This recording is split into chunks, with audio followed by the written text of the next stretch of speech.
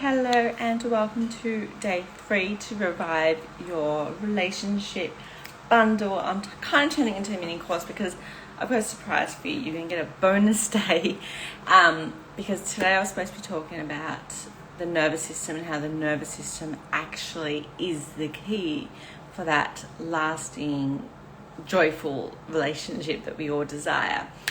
But I've had this download or this wisdom that landed in my body that I needed, that I felt called to share as a if that makes sense. I need to share this with you and you need to receive this before I dive into the nervous system work tomorrow. And it's all about the 5 steps to relationship healing. And I'm really excited and passionate about this because I think so many of us, and I see this happen from time and time again, you get into a relationship, you might get married, you've been married for years, you feel like you've achieved it, your success, you've got that, committed relationship, you've achieved the goal. But to me, that's not a successful relationship. A successful relationship goes much deeper. It is how you choose to consciously relate on a day-to-day basis. Do you relate? And are your moments together one of your pure joy, love, with your heart open? You're consciously choosing each other every single day. Do you feel lit up, joy, alive, confident in your relationship? Or is it one of stale conversations, stagnation, resentment, frustration? You're kind of like walking on eggshells. You're like having the same fights over and over again. That's the different relationship. Like that both people could be in a relationship at the same amount of time. But how you're feeling in a day-to-day determines the level of success, how successful your relationship is. And I truly believe that we can heal and transform our relationship at any given time. At any given time. You don't need to wait. I truly believe that you don't need to even have your partner on board to do this work to transform your relationship. Hi, I have a partner that does not believe in, will never do couples therapy, isn't into the personal development, definitely doesn't see things how I see things. But through what I'm teaching you over these couple of days, through the work that I do with my one-on-one clients, which is all about their energetics, the mindset, the embodiment, yourself, how you are showing up to your relationship, we transform the relationship. So that's just a bit of a side note. Okay, I'm going to try to stop going on side notes and riffs, otherwise we're going to be here all night long. So there are 5 steps to relationship healing. The more you do this, the more you come back to these. It's kind of just how you do relationships. It's no longer about relationship healing. It's just there's no more healing that needs to be done in a relationship because you're practicing these things all the time. Okay, so one is both people must hold themselves accountable. 100% ownership of the relationship, of the result of what they are creating in the relationship. You cannot take control of your partner, and that's the biggest thing that I see happen so many times is we're wanting our partners to show up in a relationship how we do it. We want our partners to love us how we love. We want our partners to express themselves how we do. We want our partners to be on the same kind of journey as us. We expect them to take responsibility how we take responsibility, and we don't actually let them show up and do things differently. If we are truly wanting like a masculine man, we need to let go of the reins. We need to, stop being their mother. We can't control them. We need to let go of that attachment and let them take responsibility. And sometimes this is, I've had, hard, uncomfortable conversations with my partner when I'm feeling a certain way. Like let me know in the comments, even if you're watching the replay, if this is you. Me just feeling like I'm doing all the work. I'm the only one that cares. I care more than him. And I would kind of like get this feeling of have this resentment building that I'm doing all the work. I care more than him. The relationship going together because of all the stuff I do. And it's kind of, I've had to have these conversations with him, and then he's basically having to tell me, but I do X, Y, and Z because I care about you so much. I do X, Y, and Z. And that's his way of showing me that he's taking care, that he's putting in the work for the relationship. And it was kind of like, even though it's really hard to have these hard conversations, it was really nice to see that, holy moly, I've been expecting him to do what I'm doing. I'm expecting him to do everything exactly how I am, even though I'm wanting to be with a masculine man. And and we do things differently. So I've been preventing us from having that love, from having that passion and aliveness in a relationship, because I've been suffocating it, trying to control him and trying to be responsible for him, when I need to just trust that he's responsible for him. He's responsible for how he protects our relationship, and I can just focus on me. I can focus on our relationship. If I feel like, and this is where it comes into play, if I feel like he's not taking responsibility, he's not caring, he's not doing what needs to be done, you can have those healthy conversations like I did with my partner, to just go, hey, I care about this relationship, it requires work, this is what I'm feeling from you, and just check in with your partner. Okay, so that's step one. Always has to come back with taking responsibility. And part of taking responsibility is, so many people out there tearing down their partners, criticizing their partners, basically complaining about their partners, and then in the same sentence wondering why they're not having the sexy relationship that they desire. And it comes down because they're putting all their energy on complaining, criticism, tearing down. And then you're obviously, in the manifestation world, you're going to be creating more of that into your relationship. So part of taking responsibilities, and I had a friend once that said this, and I've lived by it, there's no point complaining about something if you're not willing to change something. And I believe responsibility is also in line with change.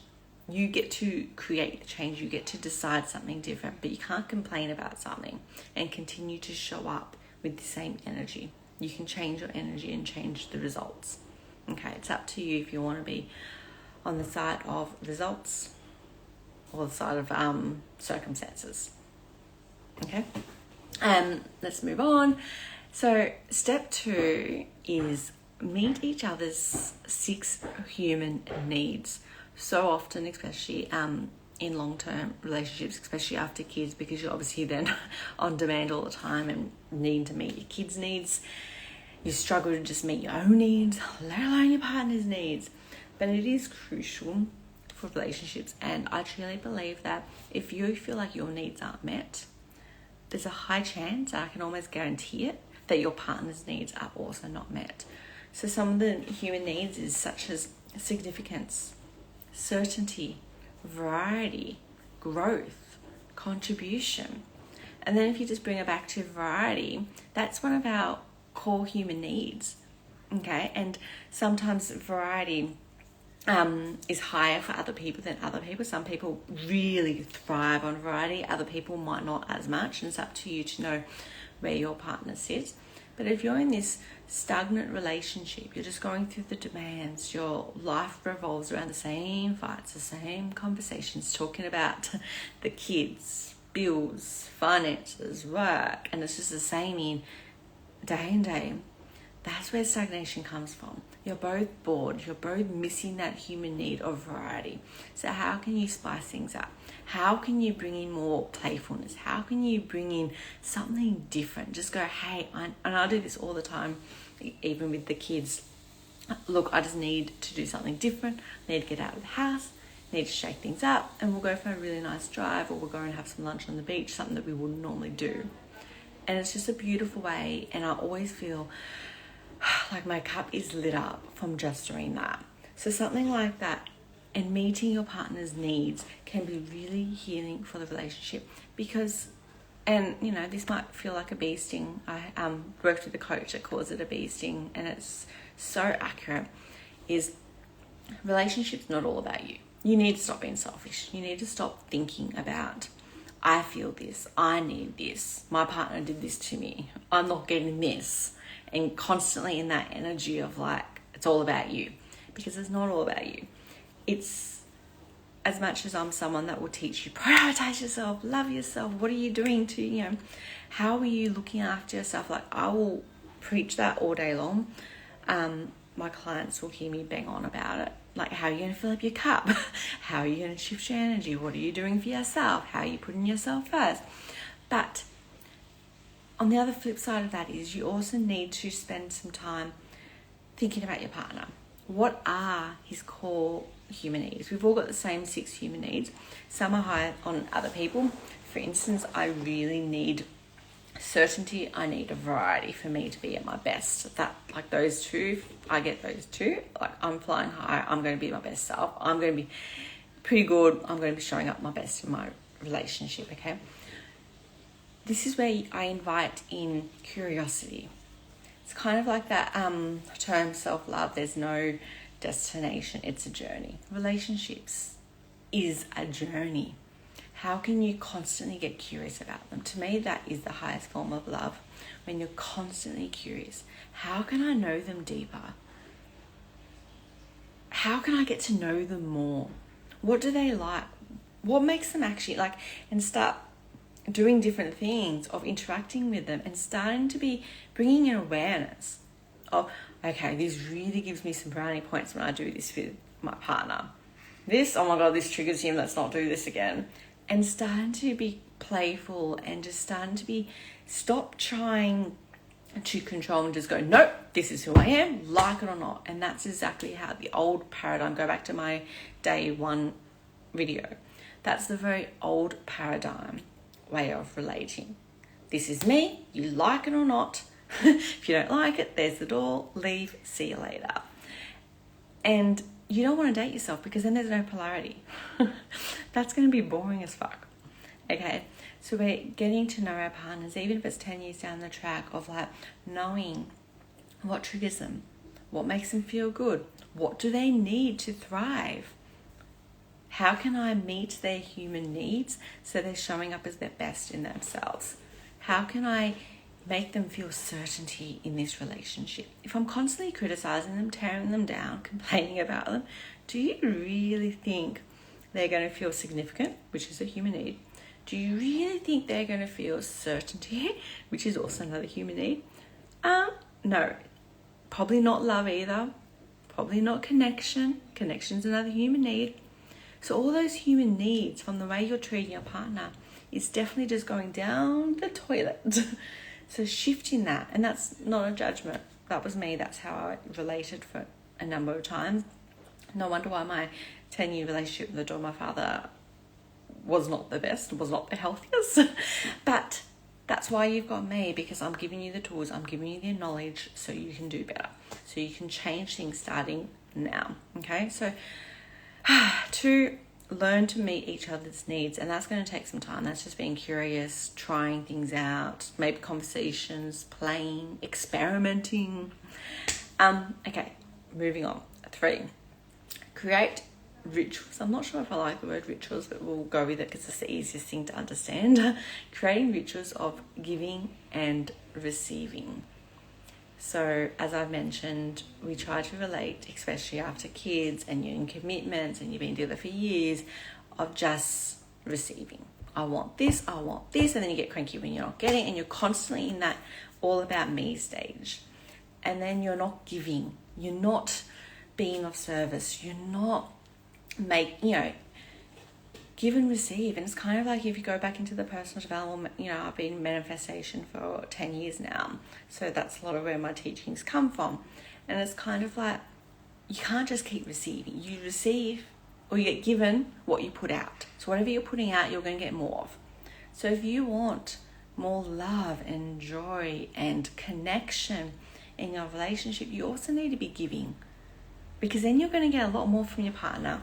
And even think about yourself. And I know for me, I'm more motivated to give, or I'm more motivated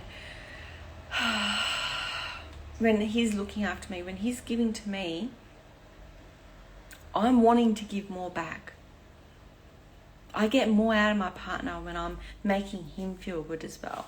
So what can you do, little rituals at the moment of giving and receiving during the times of when you're in receiving mode? And maybe that's something very small, and he's cooking you dinner. Is that a moment, like for me, I'm not the best cook and I don't like cooking. It's not something I enjoy. So it's definitely my partner. My partner does more cooking when he's up for it, when he's got the time and the space. He does more of the cooking than what I do. And him cooking me a dinner is a moment of me receiving. Him looking after the kids when I'm not feeling well is an act of me receiving. Just little moments like that of him providing. He'll do the grocery shopping. He'll buy the food and I'll be just like, yes, I'm receiving you taking care of us. Little things like that. How can you practice receiving any compliments that they give you? And then how can you give? How can you maybe giving for you is, he doesn't like cooking and you don't mind it. Maybe for you, giving is cooking. Buying him a coffee in the morning if he likes coffee. And just so it's very hard for me to talk on a live stream about giving and receiving because it's down to you. Do you need to give and receive gifts? No. I'm not saying it needs to be of that. It could be just something very small of how you're going to prioritize of giving to make him feel good, making him feel significant, important to you. Showing him that you're thinking about them. And then how can you receive?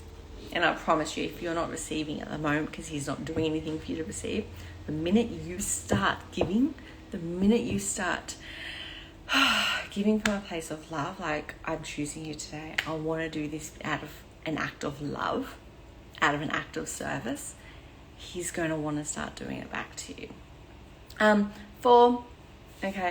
Inspire trust in each other. And this is really powerful. How often are you relating from a place of insecurities, not trusting your partner? Maybe this comes from they've hurt you in the past. Maybe you've got past healing wounds. A part of my journey is about 5 different boyfriends. It wasn't even just one, including the father of my daughter. All were unfaithful, cheated on me multiple times. You know, my partner now is the only one that hasn't cheated on me. So do you think I had a lot of trust issues? Yes, I did. So you need to learn to heal your trust wounds and trusting each other. Coming from a place of, I know you've got my back, and feeling that deep within. And that starts with you having your own back. You making your partner feel like, I trust you. I've got you even through the hard times. I've got you. Okay. I do want to note with trust because it's a big topic and we're not going to go really massive into it. If it is something you struggle with and you want more help with, reach out to me, send me a DM about working with me one-on-one, and that's something that we can definitely heal, work on, etc. because it's super important. Because let's face it, it's not sexy, it's not hot when you're constantly, checking your partner's phone, wondering who they're talking to, questioning anything that you don't understand, not trusting them to do certain jobs. Like, for instance, and I've shared a bit about my parents, but for instance, my mother couldn't even trust my dad to stack the dishwasher. Even now, like 30 years after marriage, she goes in and restacks the dishwasher to the point where, do you think he does the dishwasher now? No, he doesn't even bother trying. He's like, what's the point? You're just going to redo it for me because it's never good enough. To me, that's also another form of trust. Trusting your partner to do things how they want to do it. Trusting your partner that even though they do things differently to you, that's okay. Trusting them that they can look after your kids even if they're not going to parent how you parent. It's not always just about, will you be unfaithful? Are you messaging girls? It's not, trust to me isn't just about that. It's also about the small things, trusting them with the kids, parenting differently to you, doing the dishwasher, the clothes, just going, do you know what, you do it your way, that's fine. I'm receiving that you're doing this. That's great. Thank you. You've taken one thing off my plate, and just letting them be. Okay, and last one is 5, healing wounds and creating passion. So you can only heal flaws with consistent love and acceptance. So it's the same as when you're healing your own flaws and your insecurities. It comes from love and acceptance. And it's the same with the relationship, and it's the same with your partners. We've all got flaws, our partners including, but yet we expect our partners to be perfect. Otherwise we basically man bash them. But then we're like, but we're perfect. You just need to love my flaws, like it or leave it. And it's, I don't even know that saying. It's like that double-edged sword. We have one expectation for ourselves and then completely different for our partners. And the truth is, when you can just learn to accept that your partner's not perfect, that they've got flaws, they've got things that probably will trigger you or things you don't like. Like my partner snores, and half the time I can't even sleep in the same bed as him because I'm awake all night long because he snores. And I've tried ear blockers. I've tried sleeping with really loud music to block it out. Like, I've tried it all, and that's just one of his flaws, okay? And that's just one of them. But there's many others, and I believe everyone's got flaws. So why do we expect our partners to be perfect? We judge them for their flaws, okay? And just like you, if you're being judged for one of your flaws, are you going to feel really loved? Are you going to be, like, really wanting to get close to that person? No, you're going to start to feel insecure. Your intrusive thoughts are probably going to start happening. You're probably going to feel like shit. And if you're feeling like shit, that's where disconnection happens in a relationship. That's when your heart starts to close, your body starts to close down. And to me, when your heart starts to close, you're going to have all this emotional baggage in your body weighing you down. And that emotional baggage, or that emotional weight, causes wedges between couples. And that's when the frustration starts, the resentment starts happening. You start to project all your insecurities onto your partner. And it's just not a nice place to be in. But when you can start to just go, that's one of his flaws. I'm going to choose to, maybe you don't love it all the time. Do I love the snoring? Absolutely no. My pet peeve. But I can choose to accept it. That's just one of the things. So if you can't consistently love the things that, that might not be their strength, learn to accept it and send energetic love to it. Knowing that we are all flawless. We've got flaws, so of course our partners do, and you're choosing to love them. And when you're healing these wounds, your partner's going to feel that you're accepting them wholly. You're accepting all of them. And that is a place of wholeness. That's the place of love that creates more passion, because you can feel that. You can feel when someone absolutely accepts every inch of you. And then you can also feel when someone is rejecting a part of you, because you're going to feel a bit more closed off. It's going to be hard for you to be open to them, to feel penetrated by them. Okay, so by consistently healing wounds, and when I say healing wounds, is in big work I do with the one-on-one clients, is clearing out limiting beliefs that come up, clearing out negative stories that's getting in the way, healing the triggers that come up, healing past wounds that's happened in a relationship that is stored in your body, because everything's stored in the body. So fights and arguments and all these triggers that's happening on the day-to-day basis in relationships, if you don't know how to process them, and this is what we're going to be going into tomorrow for regulating your nervous system. If you don't know how to heal them, to clear them, to release them, to keep your energy clean, to keep your mind right, then that's going to be creating some heavy energy between you and your partner, which is going to kill the passion. It's going to kill the happiness, the joy. Instead, it's going to feel really heavy. And that's where you stop feeling playful. And that's when it kind of, to me, that's what creates stagnation. Okay, so step 5, healing wounds and creating passion. And I believe in doing this all the time. So every single time, and to wrap it up, every single time like I have an argument with my partner, and I'm going to do a live one day about how to fight nicely so it doesn't create wedges in your relationship. And let's be real, We all have fights, we all have arguments, we all have maybe disagreements or triggers of something happened. I have this rule, and even me and my partner, after all these years being together, is one of our rules is we never go to bed angry. We never go to bed angry. We'll either talk it out, or I'll be in my room before I go to sleep, clearing out and releasing whatever has happened to create this funk. Because I know it's going to create a wedge. It's going to tear us apart. Okay? So there you have it. Tomorrow I'll go deeper into regulating your nervous system for a more lasting, passionate relationship, post kids. If you want to work with me go deeper into relationship healing, send me a DM about working with me one-on-one, and we can chat about that. Okay? Anyways, bye my loves.